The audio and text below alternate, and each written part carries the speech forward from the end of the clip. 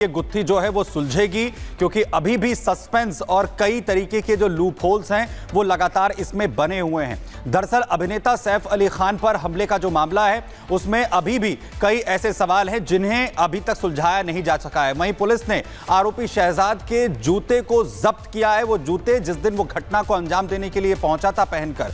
वहीं पश्चिम बंगाल के नादिया पहुंची है मुंबई पुलिस की टीम, जो अब लगातार इस पूरे मामले में पश्चिम बंगाल तक पहुंचकर जांच कर रही है। वहीं नादिया से आरोपी शहजाद को जो सिम कार्ड है वो मिला था, जिसका इस्तेमाल, जिस फोन का इस्तेमाल वो कर रहा था, जिस सिम कार्ड का वो इस्तेमाल यहां पर कर रहा था। वहीं शहजाद ने जहांगीर शेख के नाम से इस सिम को लिया था, इसका वो इस्तेमाल कर रहा था। वहीं जहांगीर शेख पर सिम कार्ड दिलाने का आरोप है। आपको बताएं कि जहांगीर शेख का जो आधार है उसका भी इस्तेमाल यहां पर शहजाद की तरफ से किया गया, वहीं फर्जी तरीके से जारी कराया गया था। दरअसल ये सिम कार्ड, ये दावा किया जाता है, और इसके अलावा फर्जी तरीके से इसे लिया गया कार्ड, सिम कार्ड को, और इसका इस्तेमाल भी किया गया शहजाद की तरफ से। तो वहीं सैफ अली खान पर हुए हमले को लेकर हमारी टीम ने सैफ और करीना से सवाल पूछने की कोशिश की, लेकिन आपको बता दें सैफ करीना जवाब देने से बचते हुए नजर आए, वो भी आपको दिखाते हैं। The incident took place. Just a second, I'm just asking one question. Allow me to ask one question. You are the part of the security team. अच्छा मुझे बताइए, आप सैफ की सिक्योरिटी का हिस्सा है। उस दिन जब घटना हुई तो आप क्या कर रहे थे उस वक्त? जिस वक्त घटना हुई आप क्या कर रहे थे उस वक्त?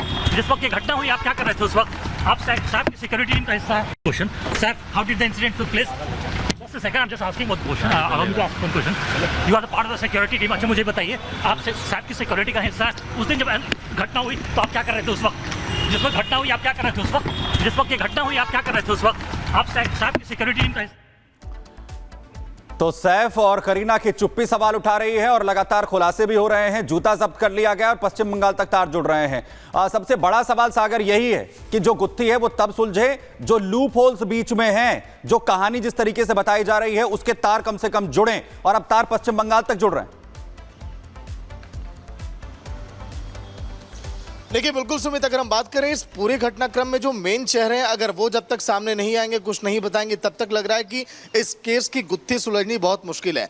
आज सुबह से लगभग 2 से 3 बार सैफ अली खान यहाँ पर नजर आ चुके हैं। जब वो अंदर बाहर हो रहे थे, रिपब्लिक भारत ने उनसे सवाल भी किया, लेकिन वो इस जवाब से बचते हुए नजर आए। लेकिन ताजा अपडेट ये है, जिस तरह से पश्चिम बंगाल की नादिया मुंबई पुलिस पहुंची है, वहां पर जहांगीर शेख नाम का एक शख्स था जिसने मोहम्मद शहजाद को अपनी ID दी थी सिम कार्ड लेने के लिए।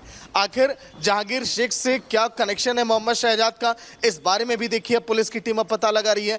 आखिर ये सिम कार्ड कैसे उसे मिला, यही नहीं, जब शुरुआती जांच में जब विजय दास नाम सामने आया था, आखिर इस नाम से फर्जी आधार कार्ड कैसे बना, इस बारे में भी पुलिस अब पूरी जांच कर रही है कि आखिर इस पूरे केस में जो फर्जीवाड़ा है और आखिर बांग्लादेश का यह आरोपी कैसे हिंदुस्तान आया, अब इस केस की तह तक अब जाने में लगी है। लेकिन करीना कपूर की बात करें, सैफ अली खान की बात करें, दोनों फिल्मी सितारे जब जब देखिए दिन में बाहर आ रहे हैं, मीडिया की टीम भी है, पुलिस की टीम भी लगातार कोशिश कर रही है कि हाँ साफ साफ ये बताएं कि पूछताछ में क्या है। बिल्कुल, और उसके बाद ये पता भी चले कि आखिर उस दिन क्या हुआ था, घटने वाले दिन, और आखिर क्यों सैफ और करीना जो है वो इस पर पूरी तरीके से चुप है। लेकिन आखिर गुत्थी कब सुलझेगी, सबसे बड़ा सवाल ये है। खुलासे भी एक के बाद एक हो रहे हैं। किसी इनसाइडर की भूमिका को लेकर जो है वो खुलासा हो रहा है। खुलासा नंबर 2 ये होता है कि हमलावर को घर की पूरी जानकारी थी, जो अभी तक जांच यहां पर हुई है। खुलासा नंबर 3 की सीढ़ी और डक्ट से होते हुए हमलावर अंदर एंट्री करता है सैफ अली खान के फ्लैट में। खुलासा नंबर 4 कि शरीफुल समेत और लोग भी इस पूरे घटनाक्रम में शामिल हैं। खुलासा नंबर 5 चोरी के मकसद से इस हमले को अंजाम नहीं दिया गया है, इसके पीछे मकसद जो है वो चोरी का नहीं था। यह भी खुलासा अभी तक जांच में सामने आ रहा है। तो सैफ अली खान पर यह हमला अब आपको बता दें मानो खुलासों का केस बनकर रह गया है, क्योंकि अभी तक किसी भी सवालों के जवाब इस मामले में मिले नहीं है। पुलिस ने एक आरोपी को गिरफ्तार जरूर किया है, लेकिन खंजरबाजी का सच अभी तक सामने नहीं आ पाया है। आपको दिखाते हैं पूरी खबर इस रिपोर्ट में।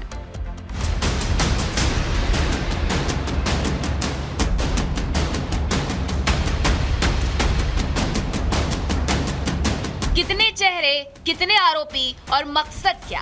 सैफ अली खान पर चाकूबाजी केस में इन तीनों ही सवालों की गुत्थी अब तक सुलझ नहीं पाई है। मायानगरी के इस रहस्यमयी मामले में रोज नए नए किस्से जुड़ते दिख रहे हैं। पुलिस भी दिन रात जांच में लगी हुई है। एक आरोपी भी शिकंजे में है, लेकिन सवाल मकर जाल बनते दिख रहे हैं।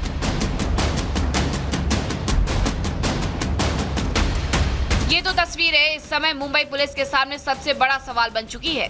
इसके पीछे वजह भी पुलिस का दावा ही है जो उन्होंने ही किया है। सैफ पर हमले के बाद पुलिस ने सीसीटीवी जारी कर उसमें दिख रहे शख्स को सैफ पर चाकूबाज बताया। फिर 19 तारीख को एक आरोपी शरीफुल को शिकंजे में लेकर सैफ का खंजरबाज बताया, लेकिन दोनों के चेहरे एक दूसरे से मैच नहीं करते। दोनों की उम्र में अंतर साफ नजर आ रहा है। इस बीच इस केस में एक और नया मोड़ सामने आया है। अब पुलिस को संदेह है कि सैफ अली खान केस में कुछ और लोग शामिल हो सकते हैं। आरोपी शरीफुल इस्लाम के साथ किसी दूसरे आरोपियों के भी शामिल होने की संभावना है। पुलिस ने इस एंगल से अपनी जांच भी शुरू कर दी है। इस संदेह के पीछे एक और बड़ी वजह है फिंगरप्रिंट का मैच नहीं होना। पुलिस ने 200 से ज्यादा फिंगरप्रिंट जुटाए, लेकिन शिकंजे में आए आरोपी के फिंगरप्रिंट से मैच नहीं कर रहे।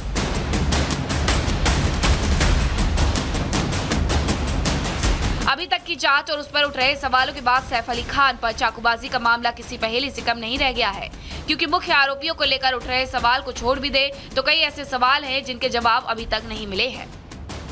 सैफ पर हमला किसने किया? हमले के पीछे मकसद क्या था? सैफ को हॉस्पिटल कौन ले गया? करीना अस्पताल लेकर क्यों नहीं गई? सैफ इतनी जल्दी ठीक कैसे हो गए? बहरहाल पुलिस की जांच संदेह के चारों तरफ घूम रही है, क्योंकि अगर कोई और हमलावर वहां था तो उस तक पुलिस का हाथ जल्द से जल्द पहुंचना जरूरी है, जो फिलहाल किसी बड़ी चुनौती से कम नहीं। Bureau report, Republic Bharat. उधर बांग्लादेश में यूनुस सरकार की मुश्किलें बढ़ती हुई नजर आ रही हैं, क्योंकि डोनाल्ड सरकार की तरफ से बड़ा झटका दिया गया है बांग्लादेश को और सभी तरीके की मदद अमेरिका की ओर से बंद करने का ऐलान कर दिया गया। सभी तरीके की जो मदद है अमेरिका की तरफ से बांग्लादेश को वो बंद की गई हैं। ट्रंप ने बांग्लादेश को मदद बंद करने के आदेश पर हस्ताक्षर कर दिए हैं।